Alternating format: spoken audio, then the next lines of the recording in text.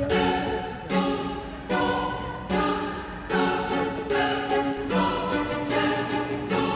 once again, Western Flight 331 is paging the following guests. If you're in the boarding lounge, please give me a wave. I'm looking for T-Town Tran. T, if you're in the boarding lounge, please give me a wave. I have a message for you.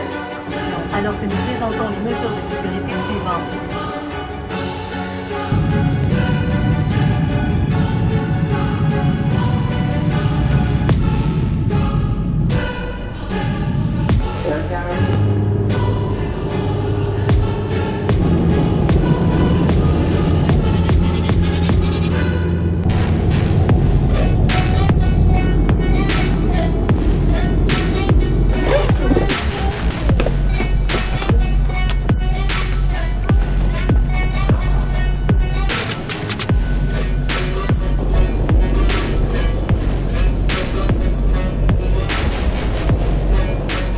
Hello TV fam, and nandito na nga tayo sa Calgary.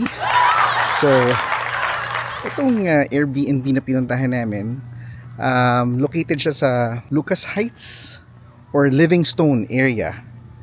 You know, it's about, I think, 20 minutes away from the airport. Yun, dahil pag ginagawa dun sa area na yun, no? Yung mga bahay dito, pricing nila is between 750 to around 870,000. Depende sa number of rooms. Ito yung bahay na tinitirhan namin. Yan. Yung 199. So that house is 5 bedroom siya, 3 bath, and then may basement pang kasama. Not bad, right? And so, kanina nga, napagtripan kami ng mga asawa namin.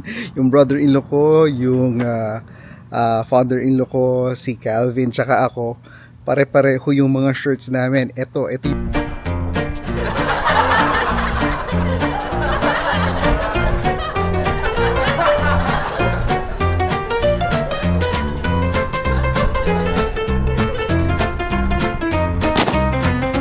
yung nakikita nyo, yun yung damit namin lahat habang nagta-travel kami from YVR going to Kelowna, and then from Kelowna going to Calgary. Anyway, pasok tayo sa loob.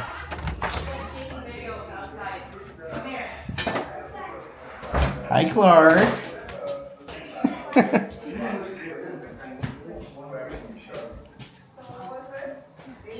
Ito yung isa ring washroom sa main floor. It's a washroom, right, Clark? Yeah. Oh, don't put the owl there. No. This is the 5th bedroom. Dito rin stay sila mommy and daddy.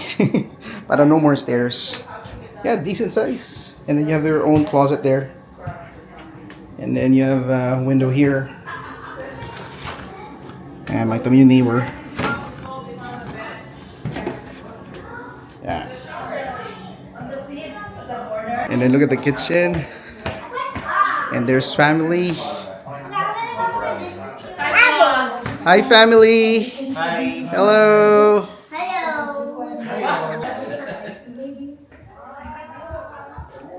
Ito na yung second floor natin. There we go. You have a living room, a mini living room here.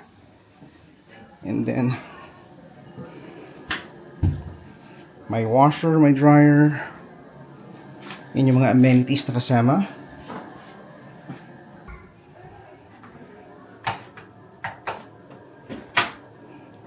Yan. Ito yung other washroom. This is the other bedroom. Good size. You have a closet. Nice window access. Oh, mahangin. Breezy. Here's another bedroom. And decent sized bed. Queen size. You have a closet there. So dito nagstay si Calvin and Clark. Dito naman yung cousins, yung kanina pinakita ko sa inyo. Dito nagstay yung cousins, si Audrey and Amelia. 3rd bedroom. Dito nagstay si Kuya Janelle and Jenna. Alright, good size, right? Another queen size bed. 4th bedroom. The king size bed. Walk-in closet. And then ito yung washroom. You have a stand-up shower, bathtub, Double vanity, toilet over there. Overall, very nice Airbnb place. Maganda talagang ito yung napili namin. First and foremost, for the space, dahil nagkasya kami dito and we have a lot of space for a gathering. So, sila Calvin plus the cousins, they were, enjoying themselves dito sa second floor living room. Ito yung backyard, oh. Laki ng backyard. And the baby's riding the bike. Yeah. Playing the basketball. Yeah. Sana all may backyard I sila. don't know. I see the playground. So itong mga houses dito, again, depende sa number of bedrooms. It ranges from 700 up to close to 900,000. Pero kung meron ka pa palang basement, kung meron kang additional rooms, the price goes up. Pero overall, kung i-compare mo yung makukuha mo dito versus sa BC, ang laki ng diferensya, di ba? Kasi nga, isipin mo, at that price, you have house and lot, you have multiple bedrooms, meron ka pang basement suite na pwede mong iparent, na pwede maging income generating na pangdagdag doon sa mortgage mo for this place. So the following day, para lang makita nyo kung gaano ka-hectic ang aming schedule sa buong araw, ay inilista ko na to para makita nyo kung paano namin pinlano ang pagbisita namin sa Banff. Sinimulan namin to sa pagmamaneho ng 5:45 a.m. For 1.5 hours papunta sa Banff. At ito na nga ang sumunod na mga pangyayari. Live your life within the moment, and don't go wait until the morning. Alright. You never know when it's over. All that I know is we'll get older. So let us dance this night away.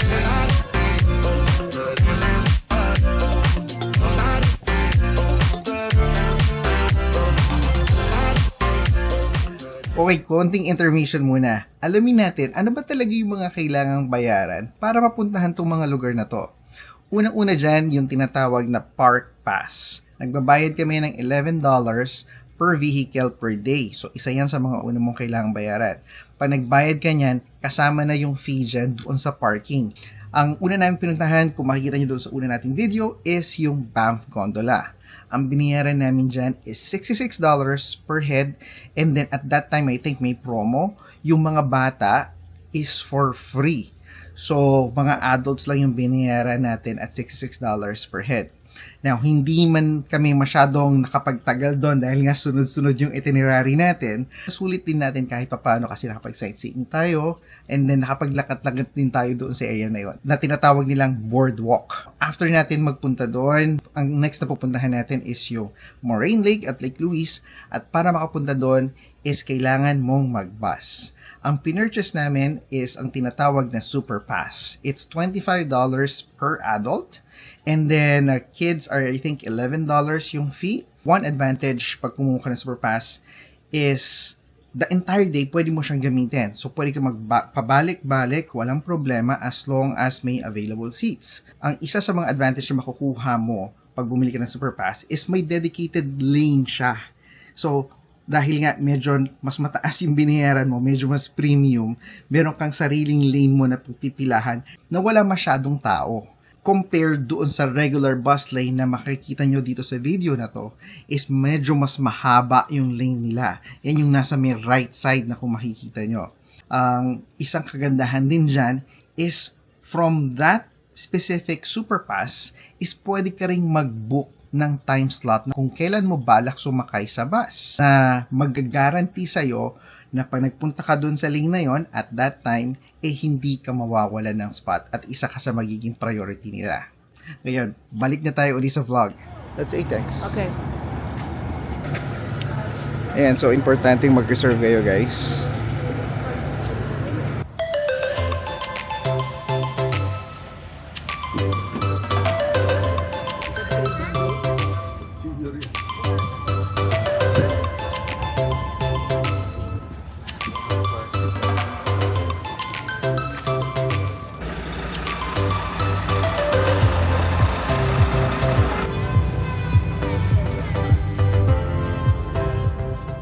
also very easy to see, and while you're out there, you'll appreciate why this is one of the most dangerous avalanche areas in the winter.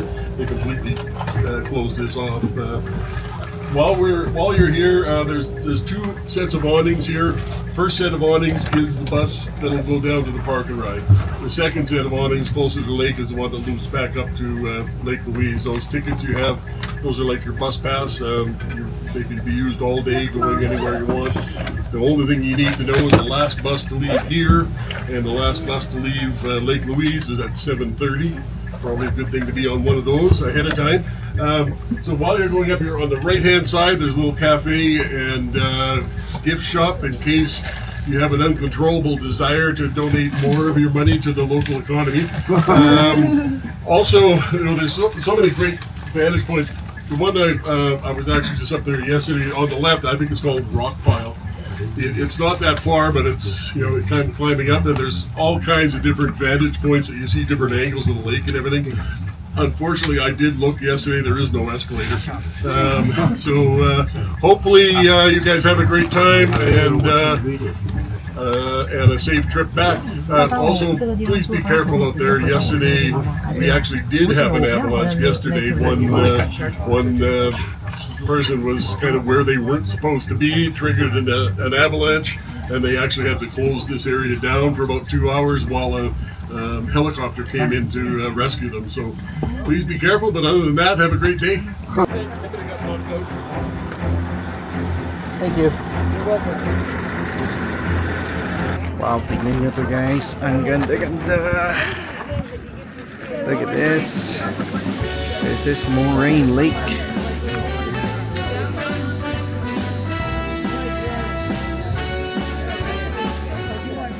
Tara, lapit tayo. Let's take a look. Wow. Look at this.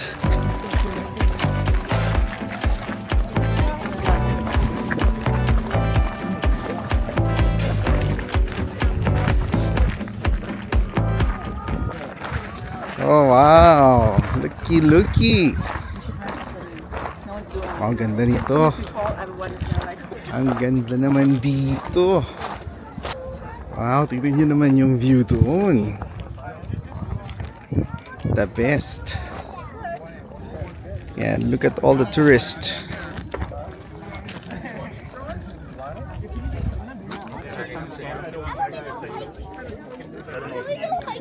See, so pwede kang mag-rent ng canoe in that area, and then pwede kang maglakad all the way there.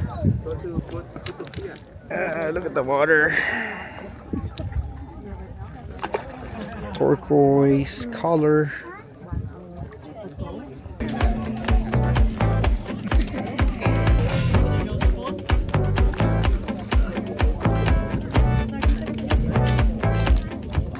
You like it, Clark? Wanna touch Nice. the water? Touch it. No! Okay. And sometimes talaga kailangan i-appreciate mo lang yung nature as it is. Saan ka makakita ng ganyang klaseng view? Only here sa Canada.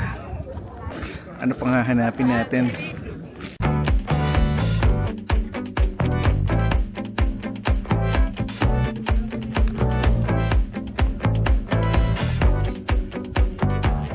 Kung titignan nyo, merong umaakyat doon sa area na yun.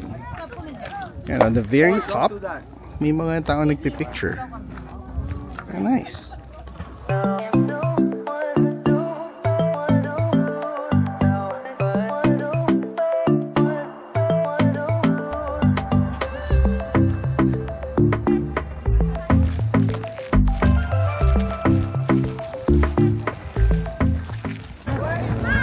Okay guys, ito naman ang Lake Louise. Wow! Look at that. Lake Louise.